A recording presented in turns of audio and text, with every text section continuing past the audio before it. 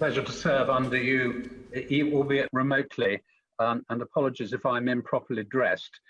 I'd just like to start by thanking the Chair of Ways and Means for allowing this debate to take place, because it was postponed as a result of the prorogation happening a day earlier than previously planned. I'm very grateful for that flexibility. I'm moving this motion today because as Chairman of the Environmental Audit Committee, I have a particular interest in energy efficiency and the contribution that it needs to make to enable the country to meet our net zero obligations.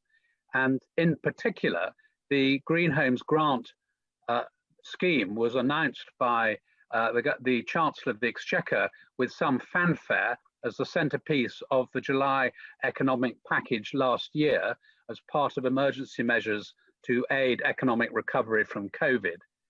This was announced as a £1.5 billion scheme, not previously flagged as part of the manifesto commitment from the previous general election. And it had a very welcome ambition to improve 600,000 homes by March 21, and in so doing create some 100,000 jobs. It didn't open for applications until late September last year, which in itself led to an unfortunate hiatus in orders for energy efficiency improvements, as householders who were intending to proceed with some improvements stalled orders awaiting the prospect of grant funding. The financial grants on offer to install energy efficiency measures and some types of low carbon heating, such as heat pumps, were capped at £5,000 per property, but up to £10,000 for fuel poor households. But accessing these grants proved extremely difficult, for which I'm sure others will come on to. The Green Homes Grant Scheme was extended in November for a further year to March 2022 due to the demand for applications, which was welcome, because one of the shortcomings of the scheme was its short duration. And it was intended to mobilize the energy efficiency supply chain. But as a consequence of the intrinsic problems of the application of the scheme, its implementation, it had the perverse impact of several installation companies who were seeking to use the scheme having to lay staff off because of the difficulties in gaining access by consumers. So that prior to its closure in March this year, the voucher scheme had received over 113,000 applications, some 10 times as many as under the Green Deal from the coalition government. So it was clear that there was demand for this scheme. And by the 5th of May, the last date for which statistics had been published, some 57,500 vouchers had been issued and 15,500 measures had been installed. Some 1,880 installation companies had expressed interest in becoming accredited under the scheme, but only 1,021 are classed as active, which means that barely half of those who are interested in participating as an installer in the scheme had done so. And I suspect this was in large part due to the varying uncertainties surrounding the scheme. The Environmental Audit Committee, which I chair, held an inquiry on energy efficiency of existing homes, which we launched in May last year, so before the scheme had been announced, and concluded in March, a week before the scheme was scrapped. And I'm very pleased to see my excellent colleague on the committee, my honourable friend from North Norfolk, in his place for this debate, and I look forward to his contribution shortly. As a committee, we made recommendations about necessary improvements to the scheme. We wanted to see it overhauled and crucially extended to make it more effective. We certainly did not want to see it scaled back or scrapped. I'm not going to dwell on the shortcomings of the scheme any more than I've already mentioned, as they were manifest, and I'm sure others will be pointing out some of the specific challenges. So I want to focus my remarks on what is needed in future. It's hard to overstate the scale of the challenge presented by the need to improve energy efficiency of our homes. The UK has one of the least efficient housing stock in Europe. Domestic properties account for almost a fifth of the UK's carbon emissions. There are 29 million homes across the UK, 19 million of which do not meet the Energy Performance Certificate C rating, and even those that do, in many cases, do so without effective insulation, and so could do better. The Climate Change Committee has said that the UK's legally binding climate change targets will not be met without the near complete elimination of greenhouse gas emissions from UK building stock by 2050. Failure to address with urgency the energy efficiency of the country's homes could therefore seriously jeopardise our emissions, now enshrined in statute, to be net zero by 2050. The government knows this, having been elected on a manifesto which allocated 9.2 billion to be spent during this Parliament on improving heat in buildings, only a third of which has been allocated now that the Green Homes Grant Scheme has been ended. This funding needs to be deployed in new, more flexible, more enduring and more realistic schemes, as I shall touch on when I conclude my remarks. The task is colossal. In England alone, over 10 million owner-occupied homes and over 3 million private rented sector landlords need to upgrade the energy efficiency of their homes to become at least EPC C rated by 2035. And indeed, in the government response to our report, the suggestion was made that this target may be brought forward to around 2030. I'd just like the scale of this to sink in with the Minister, who I know is not normally responsible for this area. If this acceleration were to happen, 13.6 million homes in England would require retrofitting over 9 years. This is equivalent to 1.5 million properties a year, or 125,000 properties a month, each and every month between, say, the end of this year and the end of 2030. This will be at the same time the construction industry, who by and large are responsible for this work, are supposed to be delivering 1,000 new homes a year. And for context, the Green Homes Grant Scheme achieved 15,500 installations in 6 months. So that's, a fraction of what will be required every month from now until the end of that period. The good news is that this is a colossal business opportunity, including for many of the SMEs for whom, as Small Business Minister, my right honourable friend has responsibility. But for contractors to seize this opportunity, they need to have their confidence restored that the government has a coherent plan with support available to be clearly established once the domestic renewable heat incentive scheme ends next March, which is currently the only scheme available. The government has been dropping hints that it will mandate energy efficiency at the point of sale or renovation of a property. And we expect this to be spelt out in the heat and building strategy. Homeowners need support to get there. And I would find it very challenging for the government if minimum standards of energy efficiency are brought in for owner-occupiers without some financial support. For if not, given the scale of work required, which is not just buying a heat pump, it requires significant insulation, in particular to properties that are in isolated rural locations or rural properties, standalone properties, are often elderly properties, are often much harder to insulate with a retrofit, and it's therefore more expensive. And if there isn't support available, there is a genuine risk of blight on millions of homes.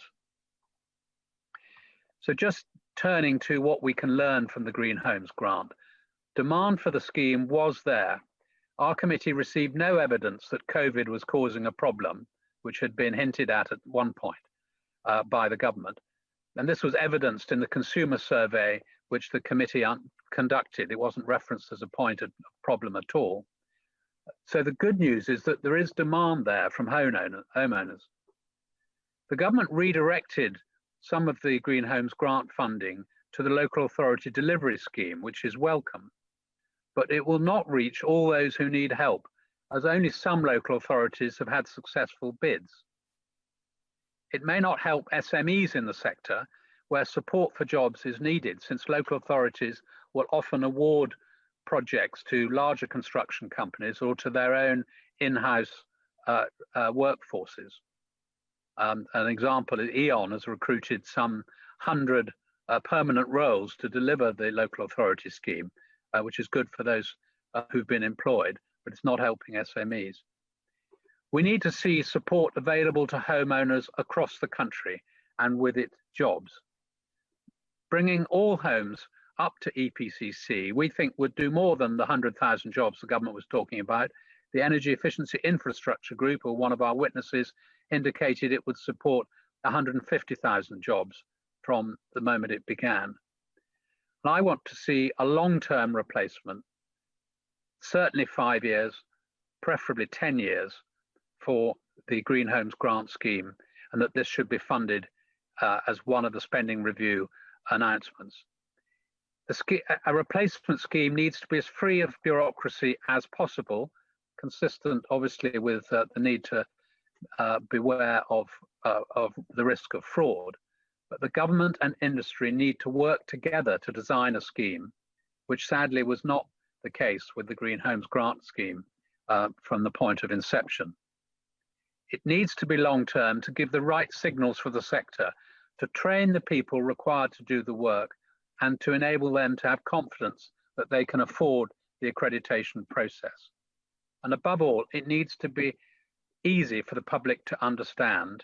It needs to have a simple hierarchy of measures that can be covered by the scheme, and it needs to be flexible enough to cope with the individual requirements of individual properties. No two properties are identical, and this notion of having two different tiers, which you have to complete some work under one tier before you can do anything under the other, was far too complicated and put many people off. There are other solutions that the government should look to improve domestic energy efficiency. In our report, our committee called for a reduction in VAT on renovations that improve energy efficiency. This would be a very simple way to incentivize works. We already have zero rating on new homes. Why not those that need improving as well, 0 or 5%, depending on what the item is. The Treasury, we feel, has taken a sceptical approach towards such measures, and they ruled out changes to VAT or stamp duty rebates, which is another suggestion that's been put forward by industry, which we think has some significant scope, where the rebate would be spent on getting the building up to energy efficiency standards. The UK Green Building Council this week has published a report with a revenue neutral proposal for just that, for stamp duty rebates to encourage energy efficiency. And I strongly urge the Minister to encourage his colleagues at the Treasury to look at such a scheme. We welcome the fact that the government is working with lenders for green mortgages. We think that this has real potential. There's a lot of enthusiasm from the mortgage industry to attach green mortgages to their product portfolio. But we need to be, again, wary that if we raise standards without providing support or mechanisms to allow people to improve their properties, that potential buyers of properties that don't meet the standard may not get access to mortgages, and that could have a significant impact on the values of those properties. And the government should also look to the National Infrastructure Bank to provide finance. The government has said that the bank's remit will be established this summer, and we very much hope that this will be included within it. And I'm going to touch briefly before I conclude, Mr. Robertson, on the energy performance certificate regime. These were originally designed to provide a basic indicator of the energy cost of running a home. But now they underpin a range of government policies and targets, including the legally binding fuel poverty targets, but also the ambition to have as many homes as possible at grade C by 2035 or earlier, as I've indicated, and the minimum energy efficiency standard for private homes. EPCs have a range of flaws, as was demonstrated to me by an assessor who I met last week and asked to be taken through how the algorithm works. It's now undertaken through a centralized government website where the assessor puts in the parameters of the property and out comes the result. And just to illustrate to the committee how perplexing this is, for a rural 3-bedroom cottage in my constituency where we had all the details, currently fueled by domestic heating oil, replacing that with a heat pump and doing nothing else would increase the EPC rating by 2 points. And you need to move by 9 or 10 points in order to move up for a rating. So it barely moves the dial on its own. The EPC rating penalizes off-grid and rural homes in particular, as too much weighting is given to the fuel cost. So if you are on a domestic heating oil system, because that is the cheapest method of heating the home, if you introduce energy efficiency measures, it doesn't move the rating, and you cannot adopt a non-fossil fuel system if it's more expensive. And therefore, it's not addressing the fundamental challenge. So we recommend that the EPC methodology is fundamentally overhauled to support low carbon heating measures by indicating in its headline rating not only the fuel cost of heating a property, but also its energy and carbon metrics. And this must be done before we set minimum efficiency standards for homes. Eye-catching top-line targets for heat pump installations, while welcome, and raising minimum standards for homes are all very well. But what is desperately needed is a coherent plan to achieve the targets that are being set. Homeowners need to be made aware of the benefits for the planet, but also for their pocket, as reduced energy demand will reduce energy bills. They need to be given the confidence to invest in energy efficiency and low carbon heating. I and my committee remain of the view that a replacement scheme for the Green Homes Grant is needed, and this should be announced and funded in the next spending review. It will need to endure for several years and be free of bureaucratic obstacles. And alongside this, an overhaul of energy performance certificates is needed to make sure that progress towards decarbonising our homes is not penalised. The government's recent response to our report frankly raises the stakes for the heat and building strategy, which we know is due to be published. It's been much delayed. We'd like to see that published as soon as possible, and we very much hope that we will not be disappointed by that strategy, and that tangible action to implement the strategy, backed up by Treasury funding, is taken as soon as possible after its publication. Thank you.